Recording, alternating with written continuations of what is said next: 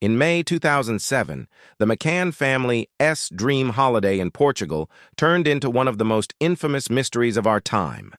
3-year-old Madeleine McCann disappeared without a trace, and the world has been searching for answers ever since. This is the Disappearance of Madeleine McCann, Part 1, The Night of the Disappearance. Hi, I'm your host, and this is Deadly Secrets. In this series, we explore some of the most enigmatic and chilling cases from around the world. On May, the McCann family, Kate and Gerry McCann, along with their 3 children, flew from London to Portugal's Algarve region. They were excited to spend a 2-week vacation at the luxurious Ocean Club Resort in Praia da Luz. The resort was known for its calm atmosphere and beautiful beaches, making it perfect for a family getaway. While in Portugal, Kate and Gerry stayed in an apartment with their 3 children, 2-year-old twins, Sean and Amelie, and their eldest, 3-year-old Madeleine. That evening, after the kids were asleep, the couple decided to meet up with some friends for dinner just 55 meters away from their apartment. Throughout the night, Kate and Gerry took turns checking in on their sleeping children. At around 9:30 p.m., Kate returned to the apartment alone to find Madeleine in bed, fast asleep next to her twin siblings. Kate then went back to dinner, leaving Gerry to watch the children. About half an hour later, Gerry returned to the apartment to switch Madeleine into her pajamas. He joined the other adults for a few more minutes before going back to check on his daughter once more. But this time Madeleine was gone, her bed was empty. The window was open and her nightgown was on the floor. Panic immediately surged through the resort. Part 2, the investigation begins. Staff and tourists joined the search, frantically combing through the grounds and calling Madeleine's name. Within minutes, the local police were alerted and residents of the Ocean Club were told to search their apartments and gardens. One resident reported seeing a young girl matching Madeleine's description, wandering alone in the nearby town. But by the time officers arrived, there was no sign of the missing child. In those crucial first hours, mistakes were made that would impact the investigation. The apartment where the McCanns were staying was not immediately cordoned off, meaning potential evidence could have been lost. Plus, the tip line set up to receive calls about Madeleine was not well publicized, meaning vital information could have gone to waste. As news of Madeleine's disappearance spread, more and more people came forward with tips. However, many of the leads were unpromising. With each passing day, hope began to dwindle. Within days, the story exploded across international media outlets. Newspapers splashed Madeleine's face on their front covers and donations, and volunteers poured in from across Europe. But as the spotlight grew, so did the pressure. Suspicion fell on everyone, including the McCanns themselves.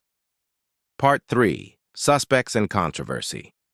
Initially, police believed a stranger had come into the apartment and taken Madeleine. There were reports of strange men seen around the resort in the days prior to the disappearance, adding credence to the theory. Some witnesses even claimed to have seen a man carrying a child in pajamas, matching Madeleine's that night. But concrete evidence remained elusive. Portuguese police were criticized for their handling of the investigation, which appeared to be disorganized and slow. This led to speculation that if Madeleine were still alive, her chances of being found were becoming increasingly slim. Around this time, attention turned to Madeleine's own parents. On July 2007, Kate and Gerry McCann were named as official suspects by the Portuguese police. They suggested that the couple had somehow hidden their daughter's body and were treating them as if they were withholding information about what happened. The McCanns vehemently denied the accusations, insisting they had nothing to hide. No physical evidence was ever found to support the police theory, and the case against the couple eventually collapsed. But the damage was done. For many, the McCanns were no longer grieving parents. They were, as one tabloid put it, under a cloud of suspicion. Over the years, countless other suspects emerged.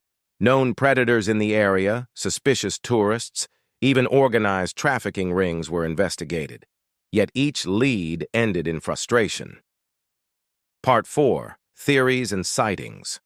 From Morocco to Australia, supposed sightings of Madeleine were reported for years. None were ever confirmed. By 2014, the official search was called off, but the quest to find Madeleine didn't end there.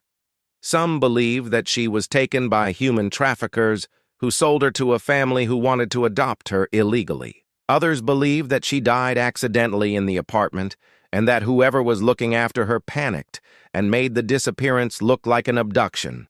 Still, many refuse to lose hope, believing that Madeleine is alive somewhere, unaware of the storm her disappearance created. Part 5. Recent Developments. In 2020, German authorities identified a new suspect in the case, a man already imprisoned for unrelated crimes. They believe that this individual holds the answers to what happened to Madeleine, but as of today, no proof has emerged to close the case. Nearly 2 decades later, the disappearance of Madeleine McCann remains unsolved, a painful mystery that continues to haunt not only her family, but the entire world.